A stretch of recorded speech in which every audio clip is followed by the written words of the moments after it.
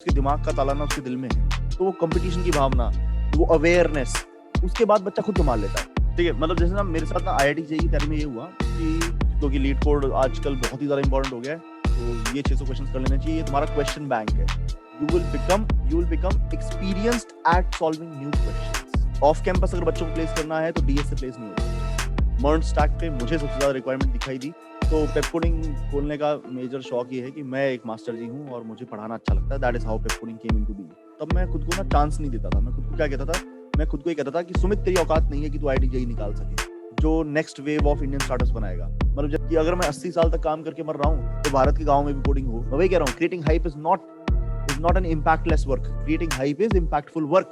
गाँव को पता थोड़ी है कि माइक्रोसॉफ्ट 43 लाख का पैकेज देती है। एक बार ये वर्ड सुनने को मिल गया ना कि एक कंपनी ऐसा 43 लाख का पैकेज देती है। मैं रैट रेस, भारत के गांव को कोडिंग की रैट रेस की आवश्यकता है। रिस्पॉन्सिबिलिटी भी तुम्हारी है, रिस्पॉन्सिबिलिटी और आजादी, दो चीजें लो। तेरे ड्रीम दो चीजों में फाइनेंस होंगे, टाइम एंड मनी। मनी के लिए जॉब करता है, टाइम के लिए सुबह उठ। हाय गाइस, हम निशांत सहार। तो आज की वीडियो में हमारे साथ है सुमित सर। अब सुमित सर का इंट्रोडक्शन वो खुद ही देंगे। मतलब काफी बढ़िया काम कर रहे हैं सुमित सर। वो अभी पेप कोडिंग के फाउंडर हैं एंड उन्होंने और भी काफी चीजें करी हुई हैं, वो सब सुमित सर से ही जानते हैं। हाय गाइस, तो thank you Nishant for having me over. Guys, I am a DS algo teacher और थोड़ा बहुत वेब भी पढ़ा लेते हैं। तो उसके साथ साथ यूट्यूब पे कंटेंट बनाते हैं। तो मैं और पेप कोडिंग डीएसएल को पढ़ाते हैं, वेब पढ़ाते हैं और यूट्यूब पर कंटेंट बनाते हैं। That is what we do. और थोड़ा सा प्लेसमेंट ओरिएंटेड रहते हैं हम। बच्चों को ऐसे बहुत ज्ञानी नहीं बनाना चाहते, बस थोड़ा सा प्लेसमेंट ओरिएंटेड ही रहते हैं। तो यार मैं सुमित सर से के पीछे ना काफी टाइम से पड़ा हुआ था। जब मेरे 2000 सब्सक्राइबर के अराउंड हुए थे ना, तो जब मैंने सर को कांटेक्ट किया था कि सर करते हैं, बट उस टाइम काफी ज्यादा बिजी चल रहे थे। तो अभी रिसेंटली मैंने फिर से ट्राई किया और अब लकीली सर फ्री मिल गए, तो इसलिए अब जाके वीडियो आ रही है। तो सबसे पहले जो मेरे को सर से बात करनी है ना, हमारा एक थोड़ा छोटा सा डिस्कशन हुआ था लिंक्डइन पे कि जो एक टीचर है उसका टीचर का एग्जैक्टली रोल क्या होता है। क्या टीचर को बस पढ़ाना पढ़ाना होता है, उसको बस चीजें अपनी नॉलेज दूसरों की तरफ ट्रांसफर करनी होती है, या फिर कुछ और भी होता है कि वो और किसी तरीके से भी लोगों को मोटिवेट कर सकते हैं ना कि वो खुद पढ़ ले। तो एग्जैक्टली रोल क्या होता है एक टीचर का, वो सर से थोड़ा जानते हैं। यार देखो, ऐसा है कि जब मैं स्टूडेंट रहा था और तो कुछ टीचर्स जो पढ़ाते थे, तो और कुछ टीचर्स मोटिवेट भी करते थे। तो मैं तो जेन्युइनली बोलूँ तो जब टीचर मोटिवेट करने लगता था ना, तो मुझे लगता था कि क्लास का टाइम खराब हो रहा है। मैं कहा मोटिवेटेड मैं हूँ, आप सिर्फ पढ़ाइए। ठीक है। फिर अब जब मैं टीचर बना हूँ तो तरह तरह के स्टूडेंट होते हैं। कुछ स्टूडेंट्स को जरूरत होती है मोटिवेशन की। ठीक है।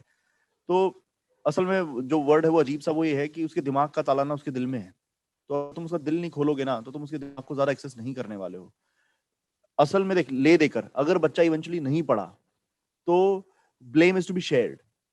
एक टीम थी, वो एक प्रोजेक्ट पे काम कर रही थी। Teacher and a student was a team trying to get a good placement for the student. अब इवेंचुअली फॉर व्हाटएवर रीजन, अगर if he is not getting placed ना, तो the team has failed, both the teacher and the student has failed. तो इसमें teacher की चिंता का विषय ये भी है कि वो तुम्हारी बात सुन क्यों नहीं रहा है। तो why are you not working on it, why are you not working on his emotions. तुम उसको इमोशनली टच नहीं करोगे तो वो तुम्हारी बात नहीं सुनेगा। तो तुम्हारा ही काम है उसको ट्रस्ट में लेना, उसको कभी कभी अम्यूज करना, कभी उसको डांट देना, उसको अलग अलग इमोशन महसूस कराना, कभी उसको डरा देना, कभी उसको मोटिवेट करना, कभी उसको नेगेटिवली मोटिवेट करना। मतलब अब इसको तुम प्लेइंग विद द इमोशंस बोल लो तो बोल लो, पर ये मैनिपुलेशन टीचर का हिस्सा है कि कभी उसको डांट देना, कभी उसको हंसा देना, कभी उसको नेगेटिवली मोटिवेट करना, कभी उसको पॉजिटिवली मोटिवेट करना। ये प्लेइंग विद द इमोशन, ये इमोशनल मैनिपुलेशन टीचिंग का अहम हिस्सा है। अगर वो तुम्हारे साथ इमोशनली एंगेज्ड है तो मतलब सब सही है। अगर वो तुम्हारे साथ इमोशनली एंगेज नहीं है तो मतलब शायद वो तुम्हारी पूरी बात ही नहीं सुनेगा। अब वो तुम्हारी पूरी बात नहीं सुनेगा ना, तो तुम्हारी टीचिंग उस तक पहुंचने नहीं वाली, regardless of what you know and what you dispense. If his ears and mind are not open, so regardless of what you teach, you as a team are not going to succeed that much. तो मेरा ऐसा कहना है, motivate करना teaching का उतना ही अहम हिस्सा है जितना कि एक्चुअल नॉलेज डिस्पेंस करना। तो अगर मैं कॉलेज की सोसाइटीज की बात भी करूं तो कॉलेज की सोसाइटी कितना पढ़ा पाती हैं और कितना वो मोटिवेट या कल्चर डेवलप कर पाती हैं, तो मुझे लगता है कि पढ़ा पाए या ना पाए, पर जिस कॉलेज में सोसाइटीज एक्टिव हैं, कोडिंग से रिलेटेड सोसाइटीज एक्टिव हैं, वहां पर कल्चर बढ़िया होता है। वहां पर पीयर ग्रुप आपस में compete करता है। वो ज्यादा अवेयर होता है कि अच्छा जी सॉक करना होगा, अच्छा कोड शेफ, अच्छा वो कोड फोर्सेस में 6 स्टार बन गया, मेरे को भी बनना है। तो वो कंपटीशन की भावना, वो अवेयरनेस, उसके बाद बच्चा खुद संभाल लेता है। तो कल्चर और मोटिवेशन दो अहम हिस्से हैं। तो जैसे अब बहुत सारे यूट्यूब चैनल आ गए हैं, तो अब हमारे से आगे वाली जनरेशन मेरी जनरेशन के मुकाबले तुम लोग ज्यादा अवेयर थे, और तुम लोगों की जनरेशन के मुकाबले तुम्हारे से आने वाली जनरेशन ज्यादा एक्साइटेड टू लर्न है और ज्यादा अवेयर है, and these YouTube channels have a role to play in that. तो इसमें दोनों तरह के चैनल्स यार रेलेवेंट है, पढ़ाने वाले भी और एक्साइटमेंट क्रिएट करने वाले भी। हालांकि मैं एक्साइटमेंट क्रिएट करने वालों का मजाक उड़ाता हूँ मैं ये कहता हूँ कि तुम ज्ञान बांट, हम पढ़ाते हैं, ऐसा मैं कहता हूँ। लेकिन ये सारा इकोसिस्टम में सब एक रोल प्ले करेगा। अगर तुम एक्साइटेड नहीं करोगे लोगों को, तो जहां पर नॉलेज बट रही है वो उतनी इंटरेस्टिंग नहीं है जितना इंटरेस्टिंग एंड गोल है। तो एंड गोल से एक्साइटेड करो। अब now he is lucrative, he is in it, वो करना चाहता है इसको। अब वो दूसरे भी ढूंढेगा कि कहाँ पढ़ाया जा रहा है भैया, वो वहां जाके भी देख लेगा। तो दोनों ही काम जरूरी होंगे, दोनों के बिना नहीं बनेगी बात। ठीक है, ये और बड़ा ओल्ड स्कूल बात है, और मैं हूँ ओल्ड स्कूल, मुझे मालूम है। तो मेरा भी एक part of my essence says कि क्या यार, ये क्या यार, पढ़ाओ ना, पढ़ाने पे फोकस करो। तो I am of that kind. हमारे यहाँ पे पेपर में यही आग लगी रहती है, 1200 नहीं 1600 घंटे पढ़ा दो, 2000 घंटे पढ़ा दो।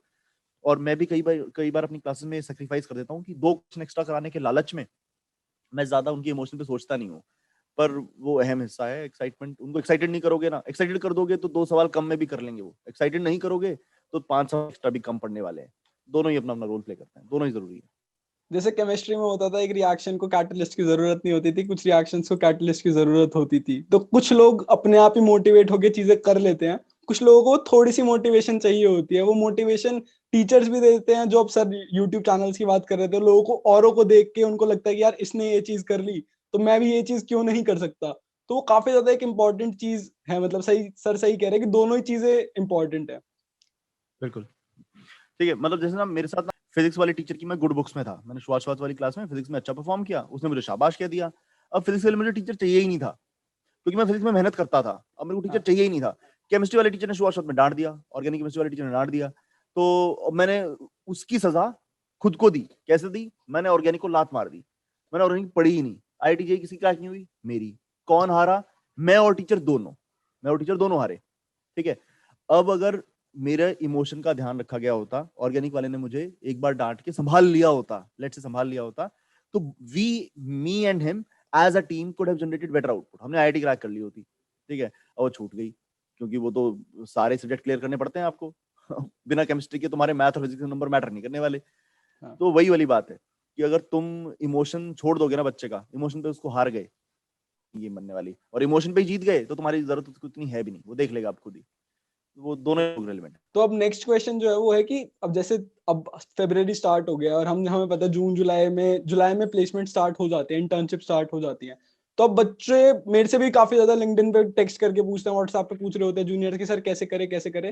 तो एक वो चीज कंप्लीट कर लेते हैं कि देखो तुम्हारे पास ये 6 महीने हैं, तुम्हें क्या क्या चीजों को फॉलो करना है या फिर क्या क्या चीजें कंप्लीट करनी है इन 6 महीनों में, और कैसे तुम अपना टाइम डिवाइड कर सकते हो। या स्क्रीन शेयर करके बता पाऊंगा ये चीज़ में। आपको डीएस संभालना है, आपको डेव संभालना है प्रोजेक्ट्स के लिए, और आपको कोर संभालना है। ठीक है। तो मैं ऐसा कहता हूँ, ये मैंने ना 4 ग्रुप, मैं जैसे सिर्फ एनएसआईटी के लिए तो सोच नहीं रहा, मैं तो हाँ। भैया आईपी वाले वो कॉलेजेस के लिए भी सोच रहा हूँ, टीयर 3 के लिए भी सोच रहा हूँ। तो ट्रेडिशनली प्रोडक्ट कंपनियां जैसे माइक्रोसॉफ्ट, अमेजन, ठीक है, इनकी बात कर रहा हूँ यहाँ पर मैं, माइक्रोसॉफ्ट, अमेजन, गूगल, लिंक्डइन वगैरह की। फिर अगला ग्रुप है तुम्हारा funded startups, Zomato, Swiggy types. फिर है नॉन फंडेड स्टार्टअप्स, वो कंपनियां जो क्रंच बेस पे लिस्टेड है, क्रंच बेस पे उनका नाम है, बाकी तो बच्चों को पता नहीं होता। फिर फाइनली स्पेशल ग्रुप में मैं वो बोल रहा हूँ AWS टाइप की कंपनियां, AWS, Google support, Commvault. Of course मैं सिर्फ यहाँ पर एनएसआईटी के लिए बात नहीं कर रहा, मैं और तरह के कॉलेज के लिए भी बात कर रहा हूँ। तो इनके अंदर ना मुझे क्या लगता है, डीएस, डेव और कोर कितना कितना चाहिए होता है। कोर मतलब कंप्यूटर साइंस की core, operating system, oops, DBMS, ये वो। तो यहाँ पे तो 80% डीएस चाहिए होता है। डेव तो सिर्फ 5% प्रोजेक्ट्स के लिए चाहिए होती है, और कोर चाहिए होती है 15%। फंडेड स्टार्टअप में मुझे लगता है डीएस और डेव का ही गेम है, कोर मैटर नहीं करती। जोमेटो, स्विगी के लिए डीएस डेव बराबर बराबर। नॉन फंडेड स्टार्टअप्स में मुझे लगता है सिर्फ डेव का खेल है, डीएस वीएस से फर्क नहीं पड़ता। नॉन फंडेड स्टार्टअप्स के अंदर उनको सीधा बंदे से काम कराना है।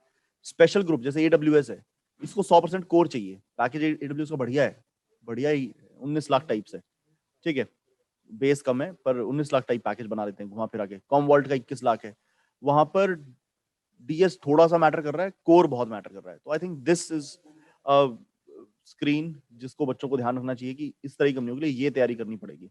तो इसके बेसिस पे ना मैं एक कंप्रीहेंसिव सा प्लान बना के दे देता हूँ कि क्या क्या करना होगा। थोड़ा सा डीएस करो, थोड़ा सा डेव करो, और थोड़ा सा कोर करो। तो डीएस करो ड्रीम कंपनीज के लिए, और मैं इसमें 3 लेयर समझता हूँ, लेयर 1, लेयर 2, लेयर 3, या लेवल 1 2 3 बोल लो। ये है बेसिक्स, मतलब डाइक्स्ट्रा प्रिम्स बेसिक्स में ही आते हैं, बीएफएस डीएफएस बेसिक्स में ही आते हैं, ठीक है। Of course hash map heap की basic creation, median priority queue तक सब बेसिक्स है। तो 300 स्टैंडर्ड क्वेश्चंस, 300 स्टैंडर्ड क्वेश्चंस ये बेसिक्स में आता है।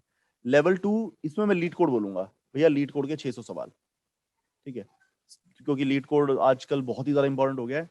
तो ये 600 क्वेश्चंस कर लेने चाहिए, ये तुम्हारा क्वेश्चन बैंक है। इससे पैदा होगा एक्सपीरियंस। एक्सपीरियंस से फायदा क्या होता है, इंटरव्यू में कुछ क्वेश्चन तुमने पहले से कर रखे होते हैं, already done questions, old questions आएंगे इंटरव्यू में तुम्हारे, एक्सपीरियंस पैदा होने से। लेवल 3 में तुम्हें थोड़ा सा कोड फोर्सेस करना चाहिए, 300 सवाल कोड फोर्सेस के कर लेने चाहिए। ये 300 सवाल करने से क्या होगा, तुम्हारे न्यूरॉन्स, तो वो तुमको ना मैं ये कहूंगा वर्चुअल कॉन्टेस्ट देने चाहिए बहुत सारे लीड कोड के, और कोड फोर्सेस पे भी compete करना चाहिए, 300 सवाल सॉल्व करने चाहिए। तुम प्रेशर सिचुएशन में सोचने लायक हो जाओगे, ठीक है, तुम्हारे न्यूरॉन्स तेज फायर करेंगे। You will become experienced eight solving new questions. अगर मैं बोलूं दोबारा से, ये तो था एक्सपीरियंस, इससे तो क्या होता, ओल्ड क्वेश्चंस हो रहे थे तेरे इंटरव्यू में, ओल्ड आ रहे थे क्वेश्चंस। यहाँ पर you are getting experience at encountering new situations and new problems at run time, ठीक है। तो you are becoming sharp so to speak. तो तू क्वेश्चंस, नए क्वेश्चन भी आएंगे इंटरव्यू में तो उनको टैकल कर पाएगा। ये तो बेसिक्स है, इसके बिना तो कुछ हो ही नहीं सकता। ये मेरे को लगता है कि डीएस की बेसिक तैयारी है। फिर बंदे को डेव करनी चाहिए। डेव में आजकल मुझे तो ये लगता है, जैसे आईपी को मैंने लास्ट ईयर प्लेस करने की कोशिश की तो मुझे समझ में आया, ऑफ कैंपस अगर बच्चों को प्लेस करना है तो डीएस से प्लेस नहीं हो रहे बच्चे।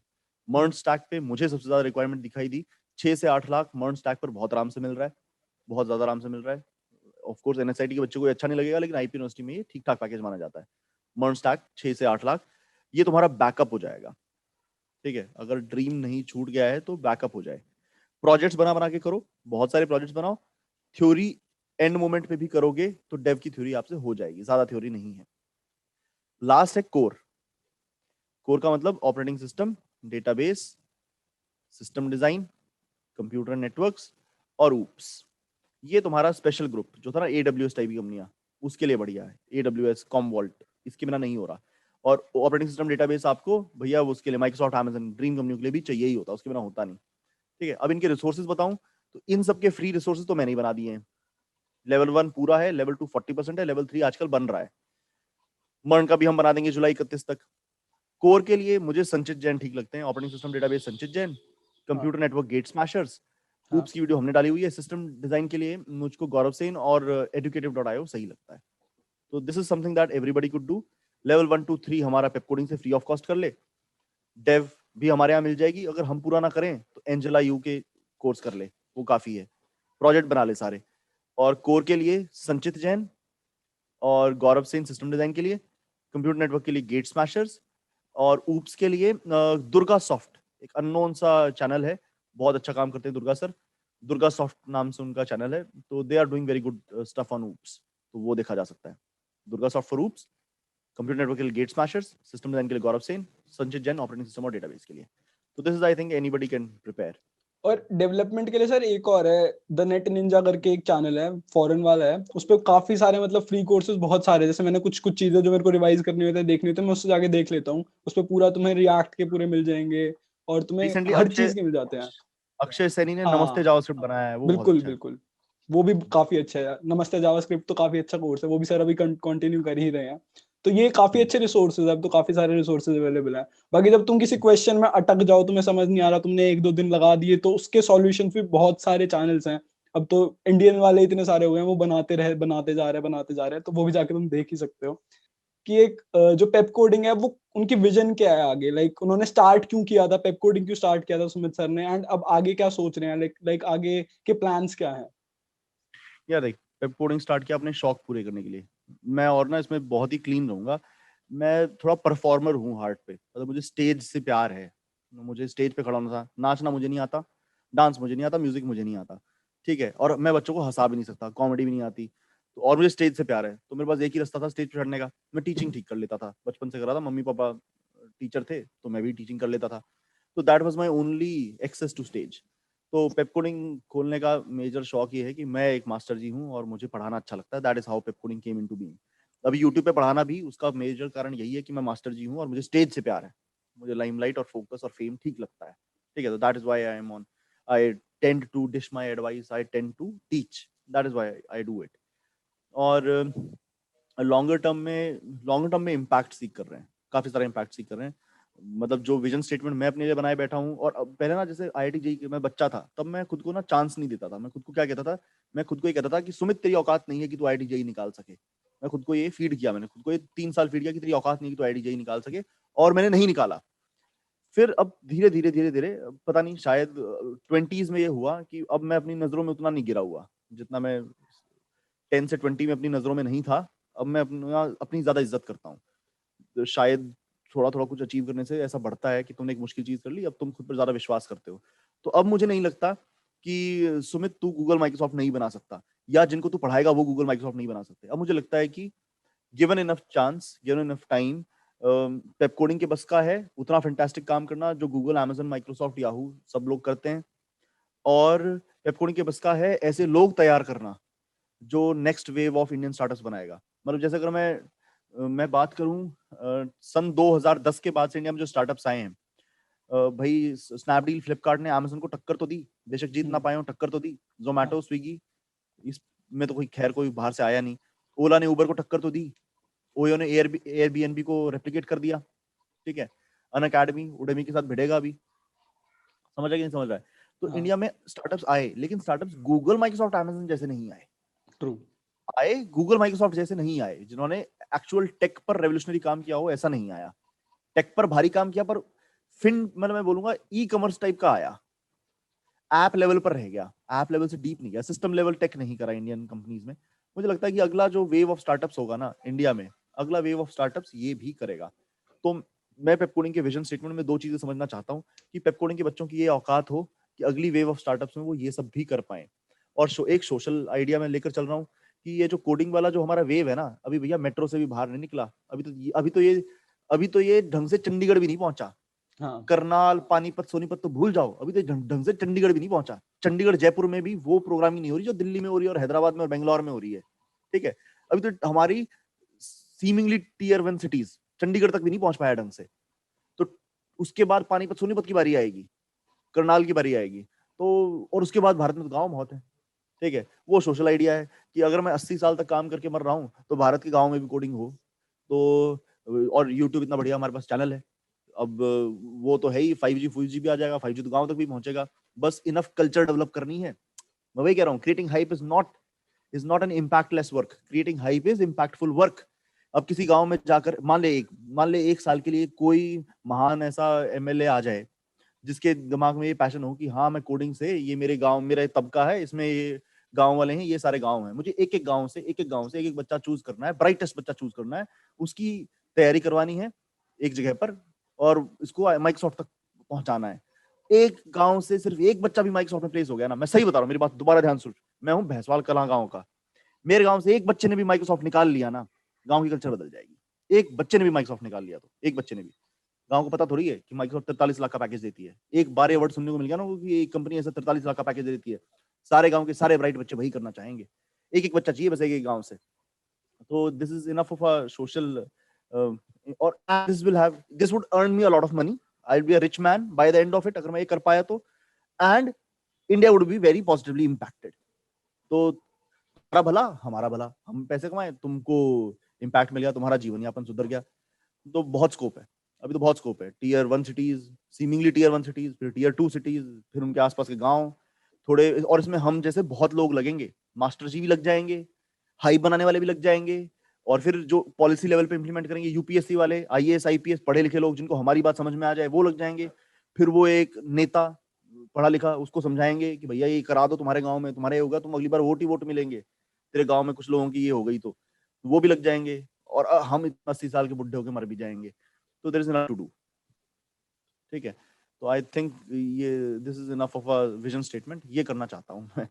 ये पेप कोडिंग के थ्रू हो जाएगा, करेंगे, काफी सही है, मतलब काफी आई वुड सही बी है। A part of it, I would be a part हाँ। Of it, and many other people will be a part of it besides myself and my company. मैं जो बोल रहा हूँ ना काफी टाइम से, मैं ये बोल रहा हूँ, we do not realise it yet, there is a renaissance going around.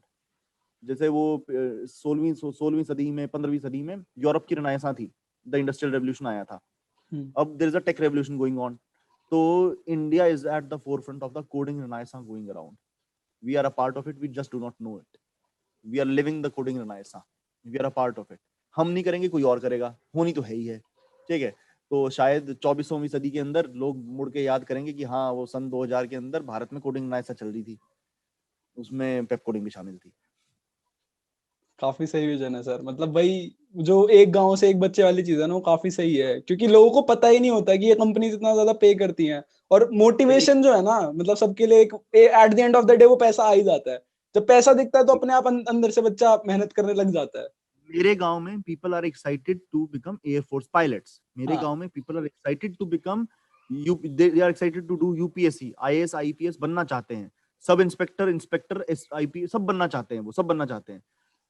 उन्हें नहीं मालूम कि माइक्रोसॉफ्ट 43 लाख दे रही है, उन्हें पता लग जाएगा तो वो ये करना चाहेंगे, पागलों की तरह करना सच्चाई चाहेंगे। है ये।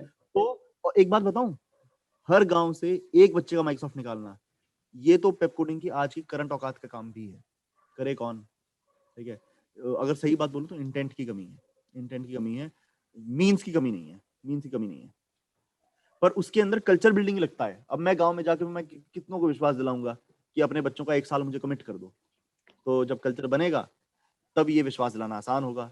विश्वास आएगा, उसके बाद पढ़ाना शुरू होगा। पढ़ाने के बाद मैं 100 को पढ़ाऊं, तू 10,000 को विश्वास दिलाएगा, 100 को विश्वास आएगा, 100 को विश्वास आएगा, मैं 10 को पढ़ा पाऊंगा, एक का क्लियर होगा, उससे अगली वेव ऑफ कल्चर बनेगी। वो it takes years, it is going to take decades, it is not going to happen just like that. समय लगेगा। हाँ हमारा जैसे मैंने तुम्हारा थोड़े सारे दिन हाँ जैसे मैंने थोड़े दिन पहले ना प्रणदीप सर हैं एक, वो अभी माइक्रोसॉफ्ट में SDE2 है, उनसे बात करी थी, उनके साथ इंटरव्यू किया था।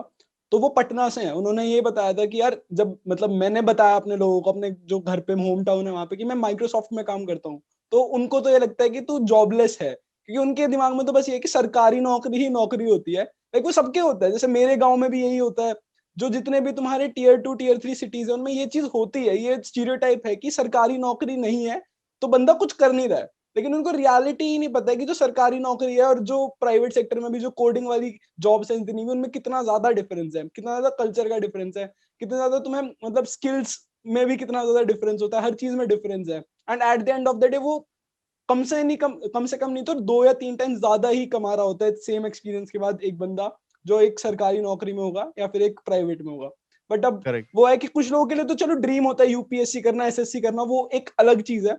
जिनके लिए नहीं होता, जो वो जबरदस्ती घुस रहे होते हैं गवर्नमेंट सेक्टर में क्योंकि कुछ मिल नहीं रहा है, वो चीज चेंज हो सकती है क्योंकि यार अपॉर्चुनिटीज देख, हैं।